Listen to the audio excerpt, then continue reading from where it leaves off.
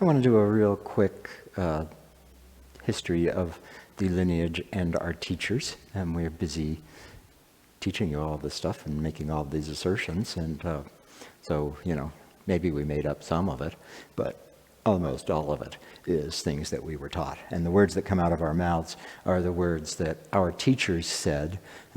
And so sometimes we might use different phrasing, but we open our mouths and our teachers speak through us. So we've got these little pictures here on the wall of our studio showing some of the important people we've studied with. We did not ever meet Chun Lan Chang. We didn't meet him, we didn't study with him. We talk very familiarly about him, and that's basically because our teachers always talked about him. So Chun Lan Chang was born in China in 1902, came to the U.S. in 1962, 4? I'm looking at Beth, and she's the keeper of calendars. Yeah, came to the U.S. in 1964 and ended up settling in New York. And all of the other people that we've studied seriously with worked directly with Chung. So going just around the picture, our two main teachers were Jane and Batan Phai Gao. So this is Batan.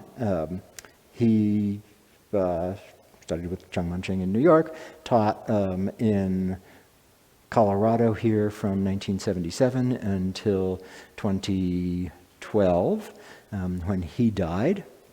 His wife and partner, Jane Phai Gao, actually started studying in New York a little bit before Batan did, which was something that she never let him forget. So this is Jane in an awesome picture. She's actually got a sword there as she's looking forward directly at you. And this is Jane with Professor Chung working on that rear crown suspended so that the chin doesn't thrust out.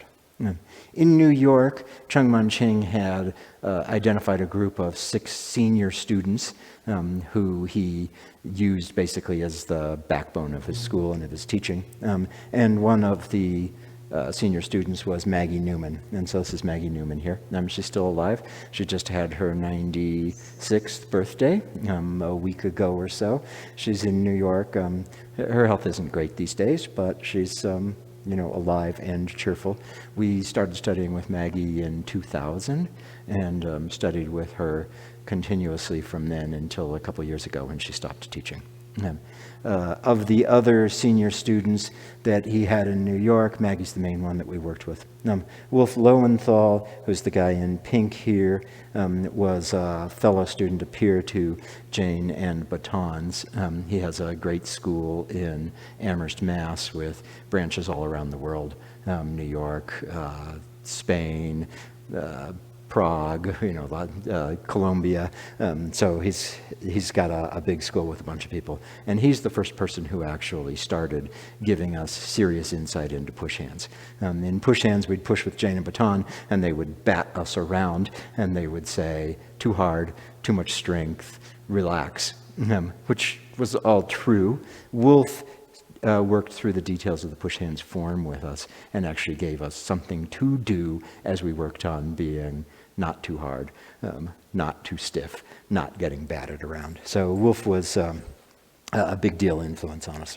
The other major person I want to call out here is Ben Lowe. Ben Lowe died, it seems like just a week or two ago. It's probably 5 years now. A couple years ago. And so Ben Lowe studied with Professor Chung in Taiwan. Chung moved to Taiwan in the mid-late 40s and taught there until he moved to New York. And Ben in Taiwan was one of Chung's top 3 students. So there was Ben Lowe. Chung told Ben to move to San Francisco, to name his school Universal Tai Chi Chuan, and to marry this particular woman. The school lasted, his living in San Francisco lasted, the marriage did not last.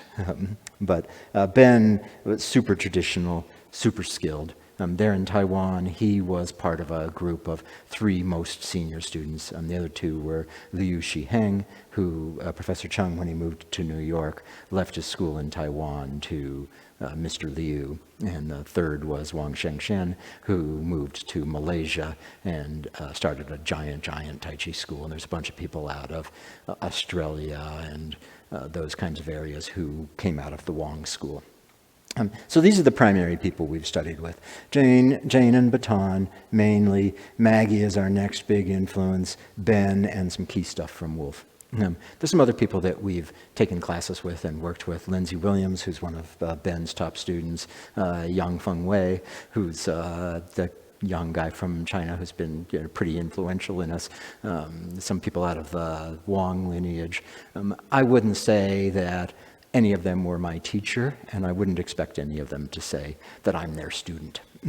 That's the actual serious acceptance. When the teacher says, oh yeah, you're my student, that means that you're representing what they're doing. You can say, this is my teacher, and the teacher could not claim you as a student. These other people who've had a big influence on us, I wouldn't claim as teachers, and I certainly wouldn't expect them to claim me as a student. But I would expect all of these people to say, oh yeah, those were my students. Last time we saw Ben, what he said was, oh, form not bad, need to relax more. So I would expect Ben to say, what you're doing, not bad, need to relax more.